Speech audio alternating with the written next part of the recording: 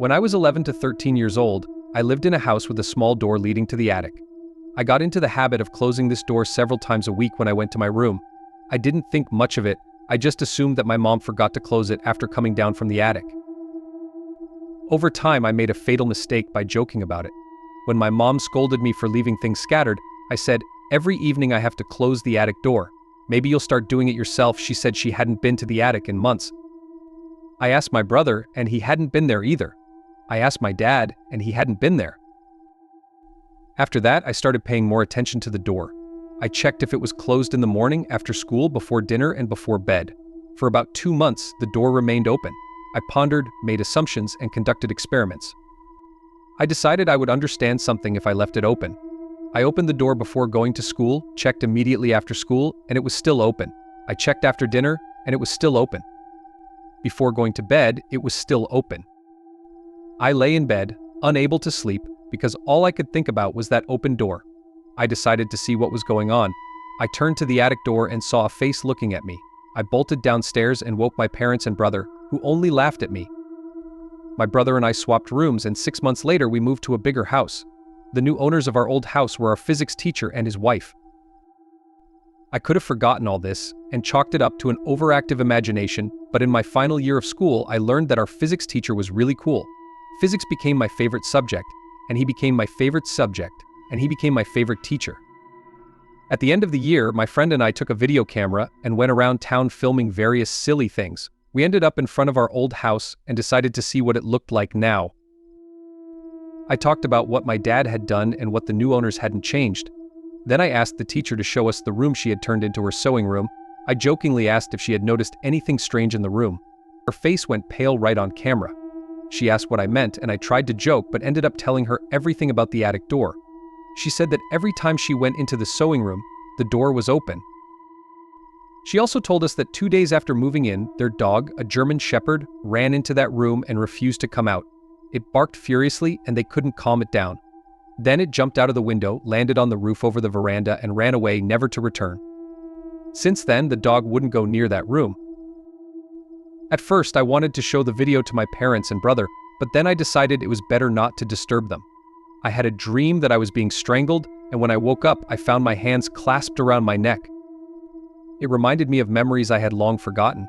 I had a terrible dream, and I woke up because my wrists actually hurt. It turned out that my then boyfriend was holding my wrists tightly because I had tried to strangle him in my sleep. He had to break free from my grip. I still don't understand why I tried to strangle him. I live in a condominium with 2 apartments, one on the 7th floor and the other on the 8th. To move between them, you have to go into the hallway and either take the elevator or the stairs.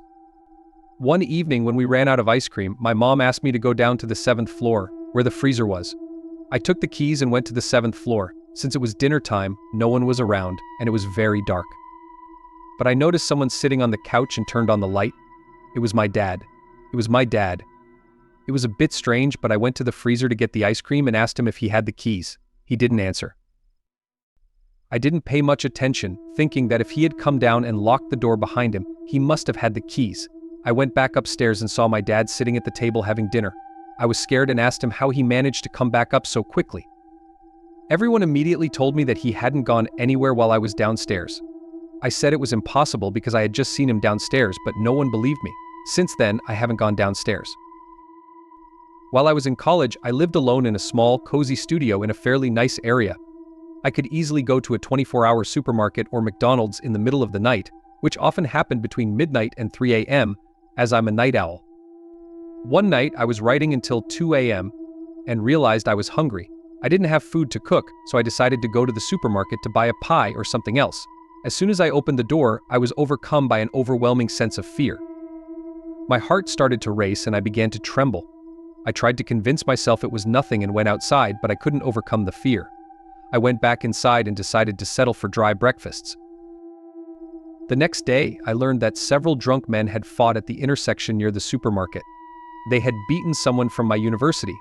I can't explain it, but I have this feeling that if I had ignored the fear and gone to the store, something terrible might have happened to me.